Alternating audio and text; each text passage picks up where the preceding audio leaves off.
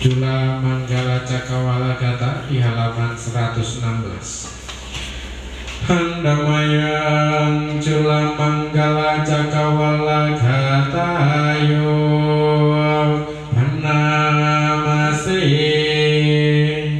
Sabha Buddhanubhawena Sabha Dhammanubhawena Sabha Sanghanubhawena Buddharatanang Dhammaratanang Sangharatanang Tinang ratanang anubhawena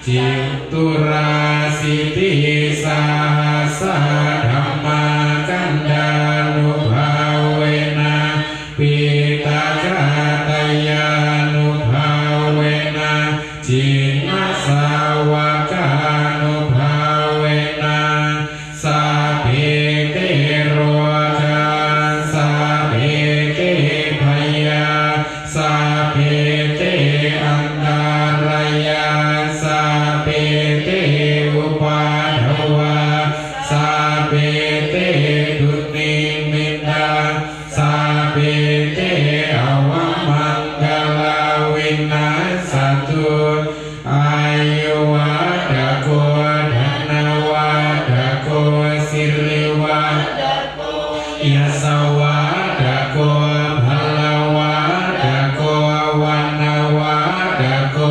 sukawadako hotu sabada duka roga bhaya wera soka satu cupadawa aneka antaraya piwina satu cate jasa jaya siddhi danang labang soti bagian sukang balang siri ayu cawano cabokang budi jaya sawa satawasa ca ayu caki siddhi bhawantu te bhawatu sabha manggalang rakantu sabha dewata sabha buddhanubhawena sadasoti bhawantu te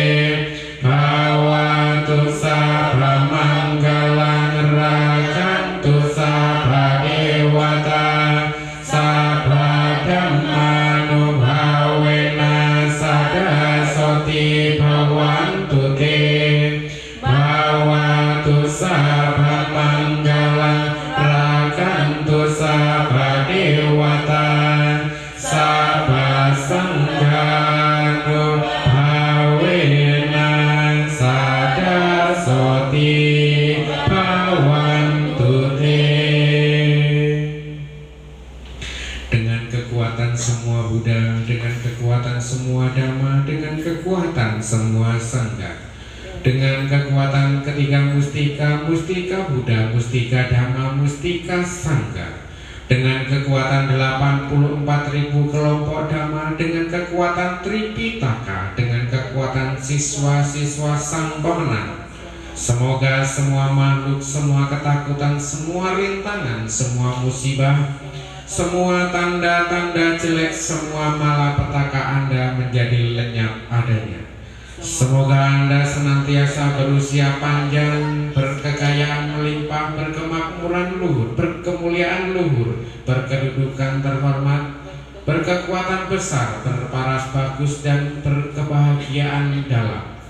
Semoga penderitaan, penyakit, rasa takut, permusuhan, kesedihan, seteru, musibah, serta segala macam rintangan apapun semua lenyap berkat kekuatan ini.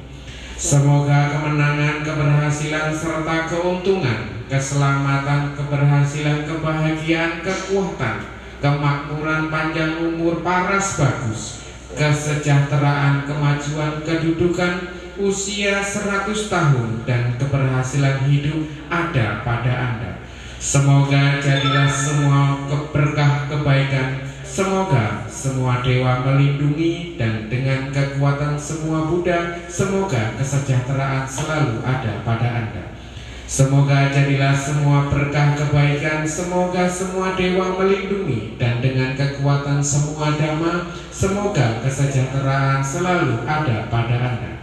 Semoga jadilah semua berkah kebaikan. Semoga semua dewa melindungi, dan dengan kekuatan semua sangga, semoga kesejahteraan selalu ada pada Anda. Dilanjutkan dengan pembacaan Brahma Wihara di halaman 38. Pemancaran metta, karuna, mudita, dan ubeka 38. Brahma Wihara, mari kita lantunkan bersama-sama. Handamayang Brahma Wihara paranang karo masih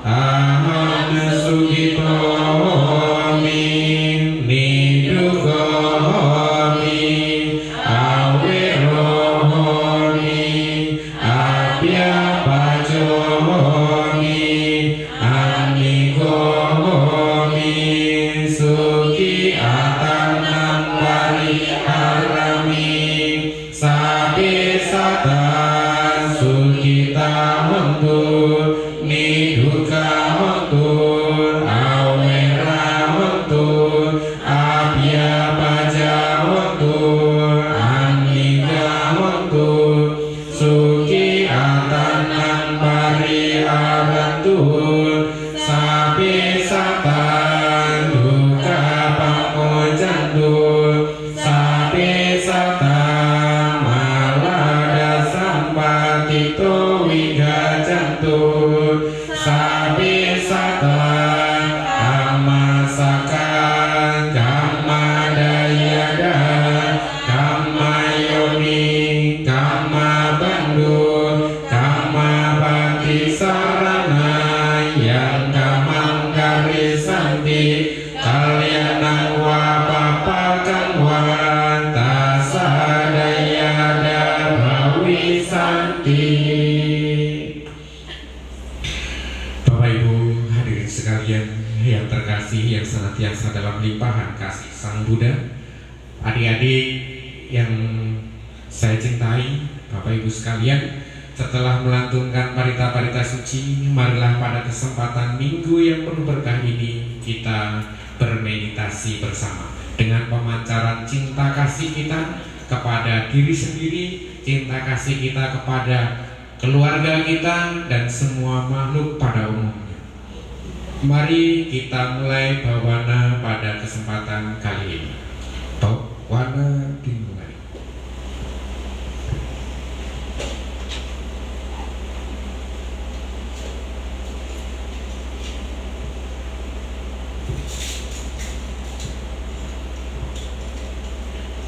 Sebelumnya mari kita sama-sama pujian kepada Sang Buddha terlebih dahulu sebelum kita memancarkan metta kita.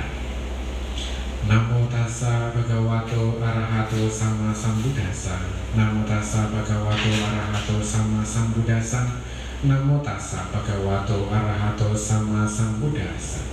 Terpujilah Sang Bhagawa, Buddha yang Maha Suci yang telah mencapai penerangan sempurna, sempurna pengetahuan serta tindak tanduknya, sempurna menempuh sang jalan kenibbana.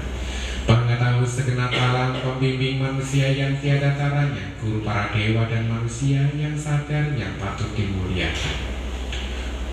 Buddha yang Maha Sempurna, rasa syukur dan berterima kasih senantiasa kami utarakan selalu sebagai siswa-siswamu. Kami mengucapkan rasa syukur dengan setinggi-tingginya. Berkat limpahan kasih Sang Buddha, kami mendapatkan kekuatan, kami mendapatkan kesehatan, kami mendapatkan kemuliaan, sehingga kami dapat berduyun-duyun bersama, berangkat dari tempat tinggal kami menuju tempat ibadah ini. Dan kini kami berparita membacakan parita-parita suci hingga bermeditasi saat sekarang ini. Rasa syukur dan sukacita kami utarakan karena limpahan kasih Buddha yang maha sempurna, kesehatan dan keselamatan senantiasa kami dapatkan. Semoga dengan pancaran kasih Buddha yang maha sempurna, kami yang hadir dalam tempat ibadah ini dengan kesungguhan hati membacakan parita-parita suci, bersujud bernamaskara, mengingat kembali sabda-sabda Sang Buddha. Semoga dengan pancaran kasih Buddha kami berbahagia. Semoga kami senantiasa sebagai siswa-siswa Sang Buddha senantiasa terbebas dari penderitaan, senantiasa terbebas dari penyakit, senantiasa terbebas dari segala macam bahaya, terbebas dari segala macam derita jasmani maupun batin. Semoga dengan pancaran kasih Buddha yang maha sempurna kami berbahagia, menjalankan kehidupan dengan sebaik-baiknya dan penuh dengan sukacita, membawakan kehidupan ini dengan penuh kedamaian. Semoga kami sebagai siswa-siswa Sang Buddha senantiasa dapat mempertahankan kebahagiaan-kebahagiaan yang telah kami peroleh. Semoga kami dapat menggunakan kebahagiaan kami dapatkan untuk membahagiakan orang lain. Semoga dengan pancaran kasih Buddha yang maha sempurna kami senantiasa selamat dan berbahagia dalam menjalani kehidupan. Tak lupa kami pancarkan kasih kami kepada keluarga kami di rumah maupun yang beraktivitas dimanapun mereka berada. Seluruh keluarga kami tanpa terkecuali, baik papa, mama, kakak, adik tercinta, semoga mereka semuanya berbahagia. Terhindarkan keluarga kami dari mara bahaya, terhindarkan keluarga kami dari segala macam penyakit, terhindarkan keluarga kami dari segala macam derita jasmani maupun batin. Semoga seluruh keluarga kami senantiasa menjalankan kehidupan ini dengan penuh kebahagiaan dan sukacita, serta dapat mempertahankan kebahagiaan-kebahagiaan yang telah keluarga kami dapatkan. Semoga keluarga kami berbahagia dalam jalan Dhamma. Semoga keluarga kami berbahagia dalam kasih Buddha yang maha sempurna. Tak lupa kami pancarkan kasih kami kepada semua makhluk di alam semesta yang tinggal di daratan maupun di perairan maupun di angkasa raya. Senantiasa kami pancarkan kasih kami. Semoga semua makhluk berbahagia. Semoga semua makhluk terhindar dari segala macam bahaya. Semoga semua makhluk terhindar dari segala macam derita. Semoga semua makhluk dapat menjalankan kehidupannya dengan sebaik-baiknya. Semoga semua makhluk dapat mempertahankan kebahagiaan-kebahagiaan yang telah mereka peroleh. Semoga semua makhluk yang tinggal di daratan, di perairan maupun di angkasa berbahagia dalam kasih Buddha yang maha sempurna. Semoga semua makhluk berbahagia dalam pancaran kasih Buddha yang maha sempurna. Semoga semua makhluk berbahagia. Semoga semua makhluk berbahagia. Semoga semua makhluk terhindar dari segala macam mara bahaya. Meditasi bawana, meta bawana kita usai, kita akhiri bersama-sama dengan mengucapkan kalimat meta.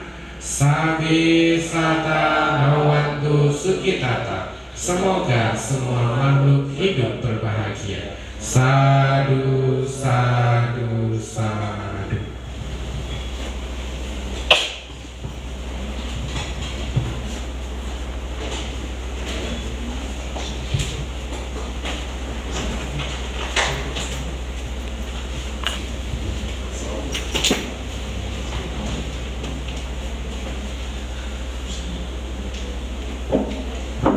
Ya, kelihatan keren dikit.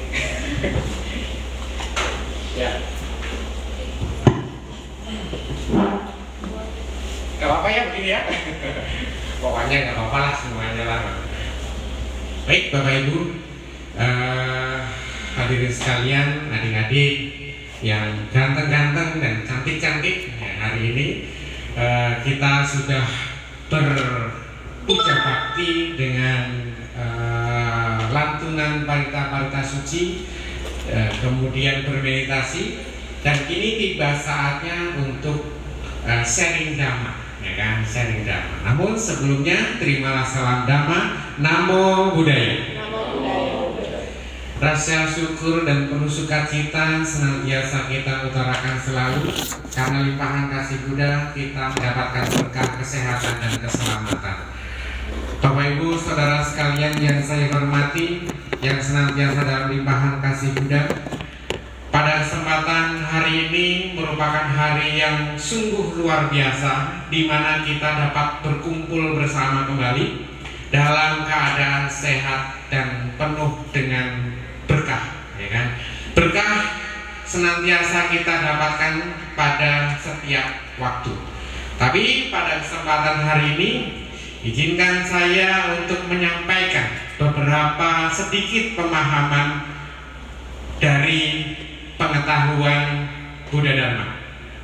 Bukannya saya mau menggurui atau menasehati Bapak Ibu sekalian, kita hanya sekedar sharing Dhamma, gitu ya. Oleh karena itu, tema yang sedikit akan saya bawakan adalah tentang bagaimana kita menghargai harta dunia sampai dengan harta akhirat. Temanya bikin tema itu yang nyeleneh, ya kan? Bikin tema itu yang nyeleneh supaya pikiran itu berpikir, mencari ide, ya kan? Supaya kita dapat menggunakan harta kekayaan itu dengan sebaik-baiknya. Bapak Ibu sekalian, Sang Buddha senantiasa pernah bersabda dalam inti ajarannya, Sabba papasa akaranan kusalasa upasampada sacita paryodapana eta Buddha sasana. Nah, pada kesempatan kali ini kaitannya dengan harta atau kekayaan yang seharusnya kita capai hingga akhirat, hingga kehidupan mendatang, itu bagaimana? Ya kan? Ya, walaupun sedikit pengetahuan saya dalam Buddha Dhamma, saya mencoba untuk mengkaitkan bagaimana sih harta dunia itu, bagaimana sih kekayaan dunia itu sehingga sampai menjadi kekayaan akhirat. Minggu-minggu sebelumnya tentunya kita sudah belajar tentang berbagai macam teori-teori Dhamma, teori-teori Dhamma yang menjelaskan tentang etika. Nah, oleh karena itu banyak orang mendambakan kekayaan, betul? Termasuk saya, mendambakan kekayaan. Kalau masih mendambakan kekayaan, berarti sudah kaya atau belum? Belum, gitu ya. Masih mendambakan kekayaan. Banyak orang mendambakan kesucian. Kalau mendambakan kesucian, berarti sudah suci atau belum? Belum. Jadi kebanyakan orang itu masih mengharapkan bagaimana kita menjadi orang yang kaya raya, bagaimana mendambakan kita menjadi kesucian, ya kan? Banyak orang mendambakan hal-hal seperti itu. Nah, orang-orang yang mendambakan kesucian itu semuanya adalah target. Orang yang mendambakan kekayaan menjadi orang kaya itu juga target. Bagaimana dengan Buddhis? Ya kan? Bagaimana dengan Buddhis? Apakah boleh mendambakan kekayaan? Ya, tentu jawaban secara spontannya adalah ya. Kita harus kaya dalam kehidupan saat sekarang ini. Kaya dalam hal apa? Kaya dalam Dhamma dijelaskan. Kekayaan itu ada tiga. Kekayaan itu ada tiga. Ada yang namanya kaya materi. Hidup butuh duit. Hidup butuh partisi. Hidup butuh sarana prasarana. Oleh karena itu kita sebagai upasaka dan upasika, target utamanya adalah kaya. Betul? Iya. Siapa yang nggak pengen kaya? Nggak ada. Semuanya pasti pengen hidup menjadi orang kaya. Oleh karena itu target utamanya adalah kekayaan materi dalam kehidupan yang harus kita kejar. Jadi di dalam agama Buddha nggak boleh mendua.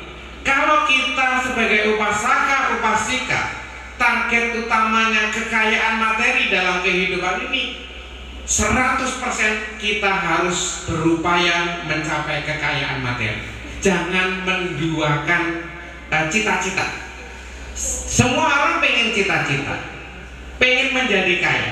Tapi ada orang yang mendambakan kaya dan suci. Orang kaya kemudian meninggalkan kehidupan duniawi. Jangan, ya kan? Itu mendua ke tujuan yang mendua. Kalau kita sudah memprioritas tujuan kita dengan maksimal, totalitas di sana, maka kita dapat mengukur perjalanan kita itu, kita dapat mengevaluasi, ya kan? Mengevaluasi apakah ini melenceng atau tidak, lurus atau tidak sesuai dengan cita-cita kita. Nah, seperti itu. Tujuan kita harus tetapkan dalam kehidupan ini, gitu ya. Tujuan ditetapkan. Seorang meditasi, orang yang meninggalkan kehidupan duniawi, pemeditator, mereka menetapkan yang pertama, tujuan ditetapkan, ya kan. Untuk yang ini dalam bahasa meditasi dijelaskan, kalau kita ingin mendapatkan kesucian, pertama tujuan ditetapkan, harapan-harapan ditinggalkan. Aduh, nanti harapannya supaya suci, kalau seperti ini harapannya, itu berharap mengandai-andai. Tujuan sudah kita tetapkan, harapan ditinggalkan, semangat ditingkatkan. Sebagai seorang perumah tangga, upasaka upasika, untuk mencapai kekayaan, tentu kita harus bekerja keras dengan maksimal. Semangatnya 45, jangan 35, harus 45, ya. Jangan 35, 45 semangat mencari bagaimana kita mendapatkan kekayaan dalam hidup ini. Maksimalkan. Seorang pelajar, maka belajarlah dengan sungguh-sungguh. Setuju ya gitu ya? Jangan kita untuk mentargetkan sesuatu belajar dengan setengah hati. Kalau belajar dengan setengah hati, maka hasilnya setengah jadi. Oke, seperti itu. Belajar dengan sungguh-sungguh, maka menjadi orang-orang yang pintar beneran. Jadi bukan setengah. Kalau dalam bahasa kiasannya ada bahasa yang sangat indah. Dikatakan kalau orang belajar dengan setengah hati, pintar tidak, bodoh juga tidak. Pintar belum, bodoh tidak, gitu ya. Itu namanya belajar setengah. Maka kalau kita seorang akademisi, nah ini calon-calon akademisi, seorang akademisi, orang pelajar, maka kalau belajar harus sungguh-sungguh, ya kan? Sungguh-sungguh dalam belajar. Maka akhirnya menjadi orang yang pintar yang maksimal. Jangan setengah hati. Dan kalau kita sebagai seorang pekerja, seorang yang hobinya bisnis, ya kan, hobinya bisnis adalah bisnislah dengan sungguh-sungguh. Targetnya adalah cuan atau apa itu, untung atau rugi. Kalau bisnis itu targetnya adalah untung atau rugi. Maka kalau pembelajar itu bodoh atau pintar. Kalau pembisnis, pengusaha, targetnya adalah untung, ya kan? Nah, kalau setengah-setengah, untung tidak, rugi juga tidak. Jadi dengan setengah-setengah itu. Maka kalau kita pengusaha, usahalah dengan sungguh-sungguh. Satu tujuan, kekayaan kita peroleh. Kalau kita kesucian kita maksimalkan di sana. Seorang meditasi, Buddha mengatakan kepada murid utama Buddha, namanya Sariputta, ya kan? Sariputta pada waktu itu sedang tingkat meditasinya itu menurun waktu mencapai kesucian pada waktu itu. Buddha, kisahnya ada Buddha datang kemudian menasehati Sariputta. Sariputta dengan kesungguhan hati mendengarkan kata-kata Buddha. Secara singkatnya kata-katanya adalah seperti yang saya sampaikan tadi. Tujuan seorang meditasi akan mencapai kesucian bahwa seorang harus menetapkan tujuannya itu apa, ya kan? Tujuannya apa? Harapannya tinggalkan dulu, ya kan? Harapannya pengen mendapatkan kesucian lah atau apalah, itu tinggalkan, ya kan? Kemudian semangat harus ditingkatkan, maka kesucian akan didapatkan. Maka dari itu Sariputta senantiasa mendapatkan kata-kata Buddha, langsung semangat meditasinya sampailah tingkat kesucian Sotapanna, Sakadagami, Anagami, terus yang terakhir itu Arahat. Nah itu ya, semangat yang ditambahkan, yang disampaikan oleh Buddha secara langsung mencapai tingkat Arahat. Nah itu adalah kata-kata Buddha memotivasi siswanya. Nah kalau kita sebagai perumah tangga, seorang upasaka upasika, ya target kita adalah target hidup kaya, ya semangat tadi harus kita tingkatkan, tujuan ditetapkan, harapan ditinggalkan, semangat ditingkatkan, maka hasil akhir akan tercapai dengan maksimal. Nah itu dengan sebagai seorang Buddhism, dalam menyikapi hal ini kita jangan mendua dalam cita-cita, ya kan? Kalau cita-cita pengen jadi seorang biarawan, hidup meninggalkan kesucian, hidup meninggalkan keduniawian, maka ya tekun seperti Bante yang di atas, ya tekun berhari-hari, berjam-jam, hidupnya ya di ruangan, turun menerima makanan, selesai itu naik lagi. Ya terus itu meninggalkan ke dunia, ya tekun meditasinya. Karena itu sudah target utamanya, mencapai tingkat kesucian. Jangan sampai ada sebuah kata hiasan yang sangat indah. Kalau orang yang meninggalkan kesucian, orang yang suci dikatakan suci belum, kotor juga tidak mau. Nah itu adalah kata-kata hiasan yang sangat indah.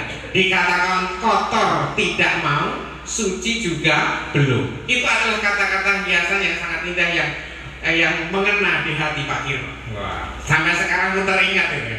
Kata-kata, maka dari itu kita harus memaksimalkan dalam kehidupan ini. Saya sebagai seorang pengajar, maka saya berusaha semaksimal mungkin untuk menjadi pengajar yang baik, ya, mengajari murid-murid yang baik, dan murid-muridnya saya maksimalkan supaya belajar dengan sebaik mungkin, semaksimal mungkin. Jangan sampai belajarnya setengah-setengah, nanti dibilang pintar belum, bodoh juga tidak, nanti setengah-setengah jadi. Karena itu maksimalkan proses tujuan kita harus tetapkan. Cara kita menetapkan dengan satu titik, gitu ya. Bagaimana dengan seorang agama, seorang pengusaha, seorang anak sekolah? Kita tetap semuanya titiknya itu masing-masing, supaya kita kalau sudah ada titik di sana, kita mau menuju ke sana, prosesnya kita bisa mengamati dengan baik, ya kan? Seorang agama targetnya adalah mulia, ya kan? Maka tidak ada yang agama itu, wah agamanya bodoh, gitu kan? Agamanya kurang pinter itu, nggak ada. Orang yang beragama itu adalah targetnya adalah hina atau mulia, ya, hina atau mulia. Makanya orang yang beragama kelihatan mulianya, ya kan? Kalau sudah kelihatan, oh itu agamanya, kok perilakunya seperti itu, terlihat hinanya, kurang beragama. Ya, jadi kalau agama itu titik utamanya adalah hina atau mulia. Seorang pengusaha titik utamanya adalah kaya atau miskin. Ya, kalau kaya atau miskin. Kemudian orang yang sekolah akademisi titiknya adalah pintar atau bodoh. Gitu. Ya, jadi semuanya punya titik masing-masing. Supaya apa? Bisa. Orang yang suci pasti kesucian itu titiknya. Oleh karena itu kita harus mentargetkan cita-cita kita. Sang Buddha seperti apa yang dapat kita contoh? Menitikkan, membulatkan tekadnya, membuat cita-cita utamanya untuk menjadi seorang sama Sang Buddha. Sehingga Siddhartha pada waktu bertapa, berbagai macam rintangan apapun dapat diatasi dengan baik, karena titiknya adalah mencapai kesucian, menjadi seorang sama Sang Buddha. Gitu ya, target utamanya seperti itu, menjadi cita-cita kita sebagai titik tumpu yang terakhir mau kemana kita. Ya, Sang Buddha sebagai contoh perilaku, contoh yang dapat kita tiru dalam kehidupan saat sekarang ini. Banyak hal teladan-teladan Sang Buddha yang dapat kita terapkan. Seperti waktu bertapa, bagaimana usahanya mencapai kesucian. Gitu ya, seorang pelajar dapat meniru dengan berupaya semaksimal mungkin menjadi orang yang pintar. Ya, orang yang pintar. Nah, oleh karena itu pada saat sekarang ini kita diwajibkan untuk beragama. Orang yang datang ke wihara di tempat ibadah adalah orang-orang yang beragama. Orang yang beragama itu terbebas dari 3 hal. Apa itu?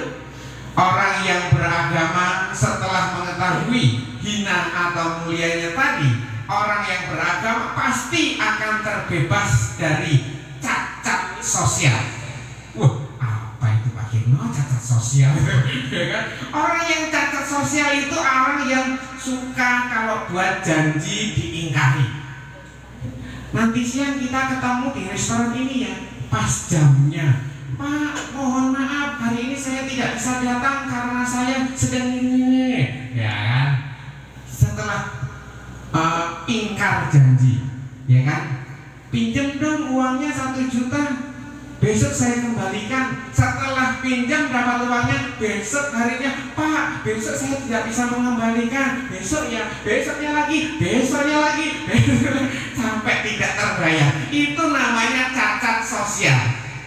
Kita sebagai umat Buddha gak mungkin seperti itu, cacat sosial nantinya. Orang yang beragama gak mungkin mengenal hal seperti ini. Berani pinjam harus berani mengembalikan. Berani berjanji harus berani menepati. Gitu ya. Oke, seperti itu. Kemudian yang kedua, orang yang beragama itu terbebas dari cacat moral. Apalagi itu wakilnya cacat moral. Setelah tahu cacat sosial, kita juga tahu namanya cacat sosial. Cacat sosial seperti apa? Cacat moral seperti apa? Ya kan? Dia suka menipu. Dia suka ambil barang yang tidak diberikan. Dia suka merusak diri sendiri dengan mabuk-mabukan. Itu cacat moral. Dia suka pukul temannya, dia suka mencubit temannya, dia suka pokoknya membuat orang lain itu tidak bergembira, tidak bahagia. Itu namanya cacat moral, ya kan? Dia suka membuli temannya. Kalau ada temannya ganteng sedikit atau cantik sedikit, langsung ya kan, berbagai macam aksi untuk menjatuhkan temannya, dibully habis-habisan. Kalau Pak Kirno aman, punya wajah pas-pasan, gak ada yang bully, ya kan? Oleh karena itu, kalau kita sebagai agama, gak mungkin kita punya cacat moral, ya kan? Yang ketiga, orang yang beragama itu terbebas dari cacat spiritual. Apa itu cacat spiritual? Ya kan? Orang yang berspiritual baik tahu akan kebaikan orang lain, ya kan? Orang yang memiliki spiritual itu adalah tahu memiliki budi pekerti, ya kan? Memiliki tata krama, memiliki diri dan otapa. Apa itu diri atau apa? Ada yang tahu? Diri otapa itu adalah malu melakukan kejahatan dan takut akan akibatnya. Itu diri, ya kan? Diri dan ada lagunya yang namanya malu dan takut, ya kan? Jadi anak jangan pemalu, apalagi malu-maluin, gitu kan? Jadi anak jangan penakut, apalagi suka nakut-nakutin. Nah, itu adalah ciri-ciri kita sebagai orang yang spiritual adalah memiliki rasa malu dan rasa takut. Orang yang memiliki spiritual memiliki cita rasa yang luar biasa, ya kan? Cita rasa. Maka ketika orang yang berspiritual tinggi, kata-katanya dijaga. Nggak mungkin orang yang spiritual itu menasehati anaknya. Ada ibu, contohnya ibu yang di sana ya, menasehati dengan kata-kata kasar. Dasar anak kurang pintar. Ada seperti itu? Nggak ada ya. Dasar anak kurang apa? Nah, itu adalah orang yang memiliki spiritual tidak mungkin menasehati anaknya dengan kata-kata yang kasar. Bodoh banget kamu ini ya, sudah disekolahkan masih belum mengerti. Marah-marah terus. Itu adalah orang yang cacat spiritual. Orang yang agama enggak. Orang yang beragama dinasehati dengan baik. Orang yang agama seperti contohnya saya sendiri begitu. Misalnya, contohnya saya sendiri. Saya itu kan punya pasangan hidup jauh, ya kan? Jauh dari sini. Nah, ketika pasangan Pak Kirno, istri Pak Kirno itu telepon, begitu kan? Sedang apa sih? Ragu-ragu, di mana sih posisinya begitu? Caranya unik yang disampaikan oleh dia. Mas, ada di mana? Video call ya? Janganlah di tempat umum nih. Nah, ini loh anakmu mau menunjukkan hasil karyanya, langsung buka. Yo, kamu di sini. Caranya seperti itu ternyata. Disampaikan dengan halus. Ini anakmu lagi mau pamer hari ini di sekolah mewarnai dan mendapatkan nilai A. Lihatlah anakmu mau menunjukkan hasil karyanya. Langsung saya buka kameranya. Oh, dia tahu ya. Kamera gambarnya juga nggak terang itu juga. Hanya sekedar pengen mengetahui di mana posisi suami saya, gitu kan? Itu adalah suatu perhatian dan cara, nggak penuh curiga, nggak ada kecurigaan. Kamu ya, gitu. Nah, sudah pokoknya kalau seorang suami dimanapun kalau pergi jauh pasti pasangannya was-was atau khawatir. Tapi semuanya dapat dijaga. Nah, itu adalah orang yang spiritual. Tidak mungkin menggunakan kata-kata kasar untuk menasehati orang lain. Setuju ya seperti itu ya? Jadi orang yang beragama terbebas dari 3 masalah atau 3 kecacatan. Cacat sosial, cacat moral, maupun cacat spiritual. Ya, pasti. Kan? Sosialnya bagus, janji-janji ditepati. Moralnya, etikanya, tata keramanya bagus. Kalau berbicara, bicaranya halus, gitu ya. Mau kemana bu? Pak, hari ini minta uang. Itu kayak seperti itu. Hari ini saya mau jajan di sana pak, minta 20.000. Nah, itu adalah nggak mungkin. Pakailah yang halus. Nah, itu adalah kekayaan harta yang harus kita miliki dalam dunia ini. Kaitannya dengan sabda Buddha, ya kan? Di dalam memperoleh kekayaan dalam Raja Dhamma, Buddha mengatakan bahwa kekayaan dalam Dhamma itu ada 3. Kaya materi yang pertama, yang kedua kaya ilmu, maka seorang pelajar harus belajar dengan sebaik-baiknya ya. Oke? Yang ketiga itu adalah kaya kebajikan. Sebagai seorang umat Buddha ada 3 kekayaan itu. Nah, oleh karena itu semua yang datang di tempat ibadah ini semuanya sudah kaya. Contohnya apa? Materi. Datang dari rumah ini butuh biaya? Butuh. Tapi semuanya bisa teratasi datang di tempat ibadah dengan selamat dan baik, tanpa rasa capek. Membawa kendaraan, ada yang pakai mobil, ada yang naik Grab, ada yang pakai sandal jepit jalan kaki karena dekat sini. Ada yang pakai sepeda motor, ada yang naik Gojek. Nah, itu adalah semuanya adalah hasil dari kekayaan materi kita. Yang kedua, kaya ilmu. Setelah kita mengetahui banyak hal dalam kehidupan ini, cara-cara datang dari rumah ke wihara itu seperti apa sih? Ya kan? Kita sudah memperkirakan berapa biaya yang harus kita keluarkan. Kaya ilmu, kemudian kaya kebajikan. Di dalam wihara itu mau ngapain? Kita sudah mempunyai skema dalam pikiran kita. Pertama, kita membacakan parita suci, bersujud, ya kan? Bernamaskara kepada siapa? Sang Buddha, kepada Dhamma. Yang ketiga, Sangha. 3 kali. 1, 2, 3. 1, 2, 3. Bersujud 3 kali, ya kan? Nggak mungkin cepat-cepat tuh.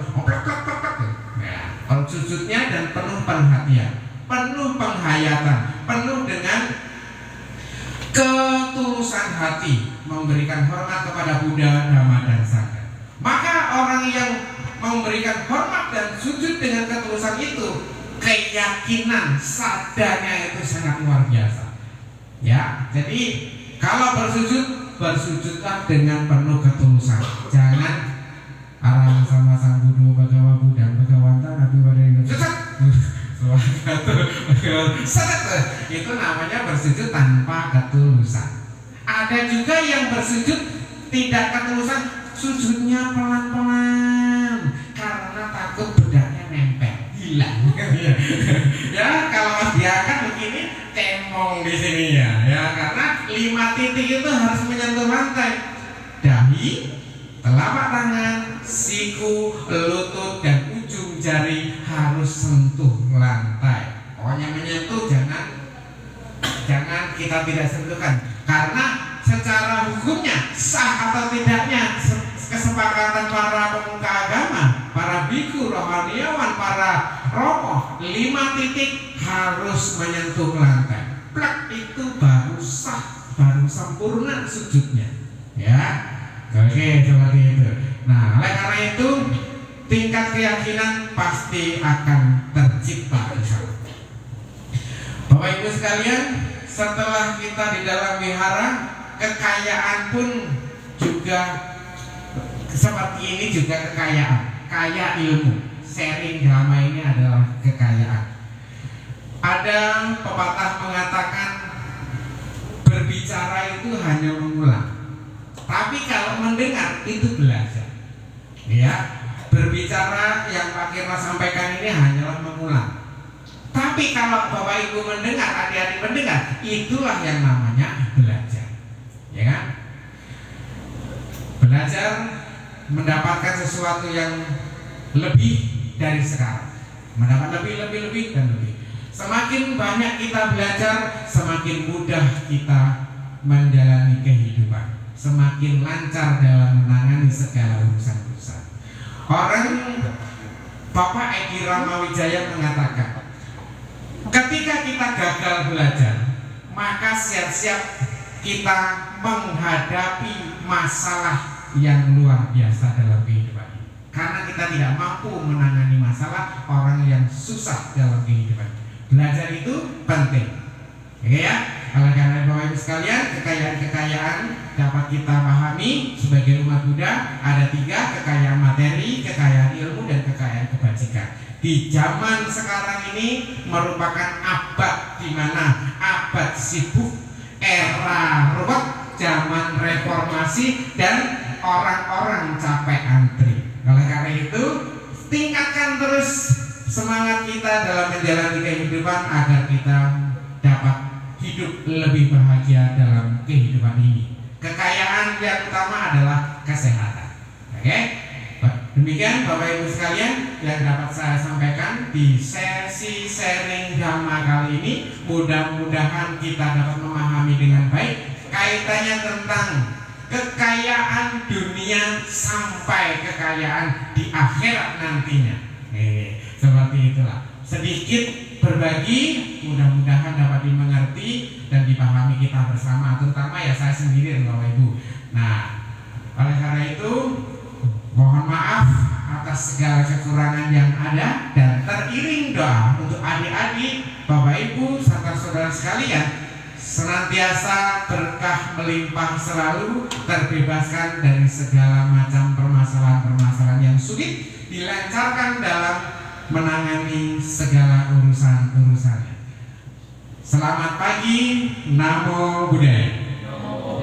Ya, kita akhiri dengan pembacaan Patidana halaman 122.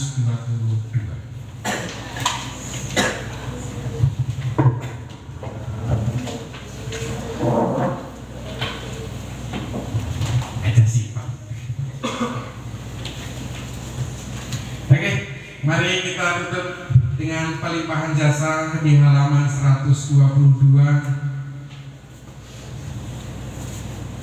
Kita limpahkan jasa baik kita yang telah kita lakukan, semoga membawa dampak kebahagiaan bagi leluhur kita yang telah mendahului kita dan keluarga kita yang saat sekarang ini. Semoga mereka mendapatkan kebahagiaan dari perbuatan kebaikan yang kita lakukan. Handamayang mati hanang karo masih punya sidani kata sayang anyani kata nime desan jawa dino hontu satananta pamanaka yedia gunawanta jamayan mata pita dayo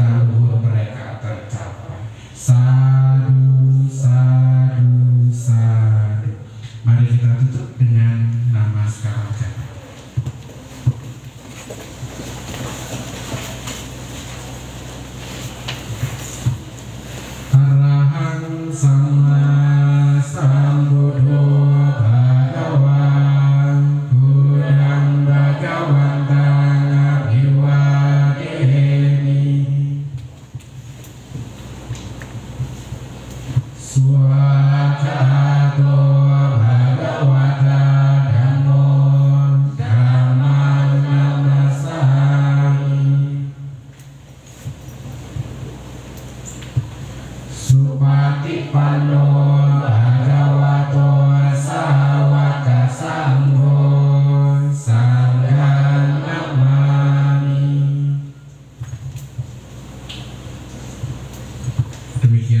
puja bakti minggu hari telah selesai. Kita akhiri bersama-sama dengan mengucapkan kalimat meta Sabe Sata Bhavantu Sukhitata. Semoga semua makhluk hidup berbahagia. Sadu, sadu, sadu. Namo Buddhaya. Namo Buddhaya.